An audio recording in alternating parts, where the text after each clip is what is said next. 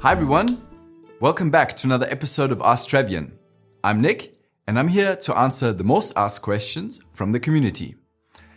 Trevian Tides of Conquest is getting closer and closer. The first game worlds will open their doors on September 7th and we want to make sure you have all the tools you need to make the most out of this event.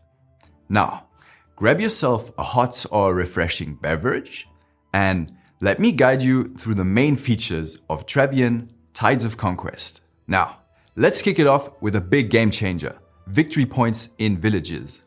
In previous annual specials, alliances were fighting to gain the control of a region, and by doing this, they were gaining victory points. Instead, this year, all villages of the dominating alliance in a particular region are getting victory points. Victory points are stored in villages, which means that every single village contributes to the alliance's sum of victory points. As a consequence, victory points of the alliance can now be subtracted, conquered, destroyed, depending on the fate of single villages. But not all villages are equals. The number of gained victory points depends on the village population and on the alliance presence in a particular region, since only dominating alliances can gain victory points.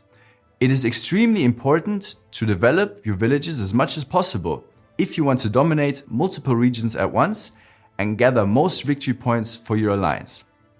Don't worry, you'll be able to see how many points are stored in a certain village in the village overview, the statistics, in the player profile, and the map SQL database.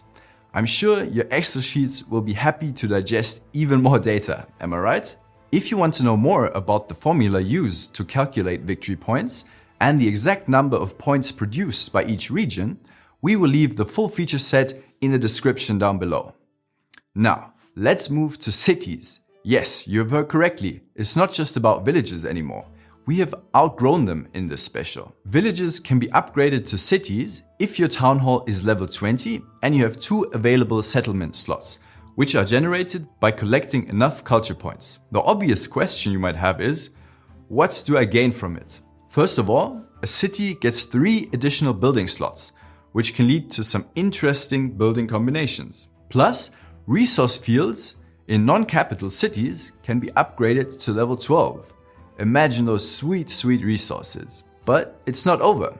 Cities can afford better protection, which means that walls can be upgraded with watchtowers.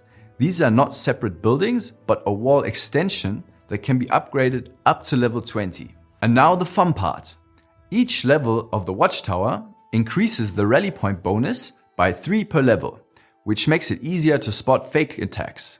This is going to be pretty interesting. Although watchtowers cannot be damaged directly, they are not indestructible.